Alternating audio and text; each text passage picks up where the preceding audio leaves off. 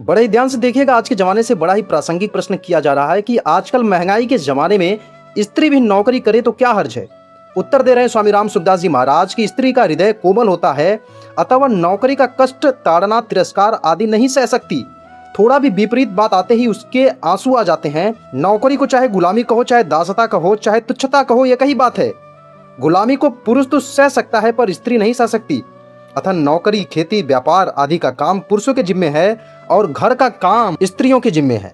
अतः स्त्रियों की प्रतिष्ठा, आदर घर का काम करने में ही है, बाहर का काम करने में स्त्रियों का तिरस्कार है। यदि स्त्री प्रतिष्ठा सहित उपार्जन करे तो कोई हर्ज नहीं है, अर्थात वो अपने घर में ही रहकर जीविका उपार्जन कर सकती है, जैसे स्वेटर आदि बनाना, कपड़े सीना, पिरोना, बेलपत्ती आदि निकालना, भगवान के चित्र सजाना आदि। ऐसा काम करने से वह किसी की गुलाम पराधीन नहीं रहेगी।